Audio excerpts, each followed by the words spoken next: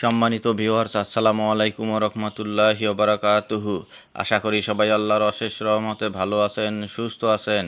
এই চ্যানেলে আর একটি নতুন গুরুত্বপূর্ণ ভিডিওতে আপনাদের সবাইকে স্বাগতম। আজকে আলোচনা করব শিক্ষকদের ন্যূনতম বেতন 30,000 টাকা করতে হবে। বিস্তারিত থাকছে ভিডিওতে।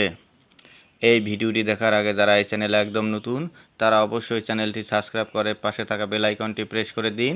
আর যারা ইতিমধ্যে সাবস্ক্রাইব করেছেন তাদেরকে জানাই অসংখ্য ধন্যবাদ। শিক্ষকদের বেতন ন্যূনতম 30,000 টাকা করতে হবে।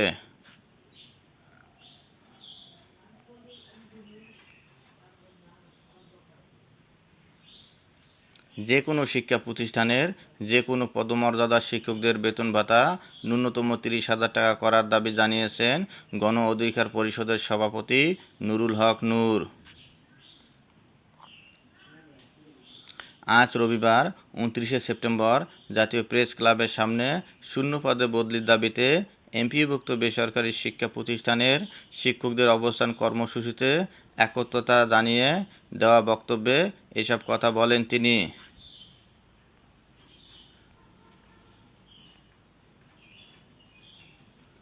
নূর বলেন, আজ যে শিক্ষকরা এখানে আন্দোলন করতে এসেছেন তাদের বেতন নাকি 9,300 টাকা।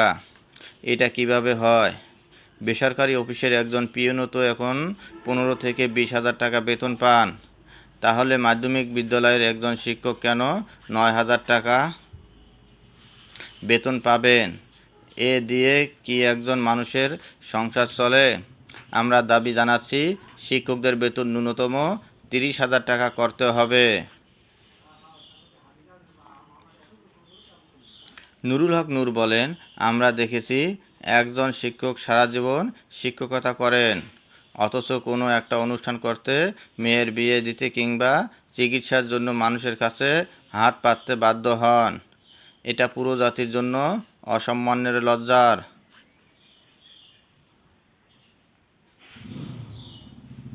তিনি বলেন, শিক্ষকদের আমরা সমাজ ও রাষ্ট্র গড়ার কারিগর মনে করি।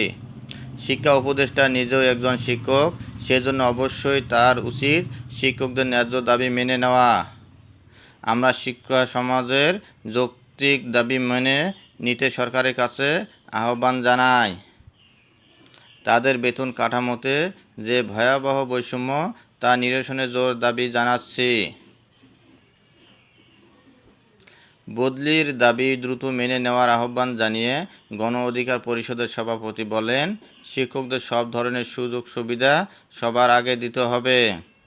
তখনই কেবল মেধাবী ও সৎ মানুষগুলো শিক্ষকতায় আসবে।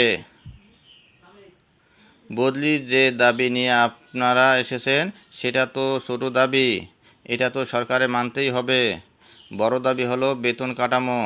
শিক্ষকদের বেতন হবে সবার উপরে। দুঃখের বিষয় হলেও সত্য যে আমাদের দেশে যে সংস্কৃতি সেটা হলো দাবি আদায়ে আওয়াজ না তুললে, রাস্তায় না নামলে তা কখনো পূরণ করা হয় না।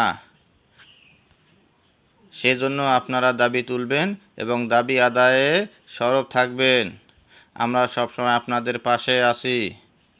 ধন্যবাদ জানিয়ে বিদায় নেওয়ার আগে আবারও অনুরোধ জানাই, যদি ভিডিওটি ভালো লাগে এবং সর্বশেষ শিক্ষামূলক আপডেট ভিডিও পেতে চান তাহলে অবশ্যই চ্যানেলটি সাবস্ক্রাইব করুন। ধন্যবাদ সবাইকে।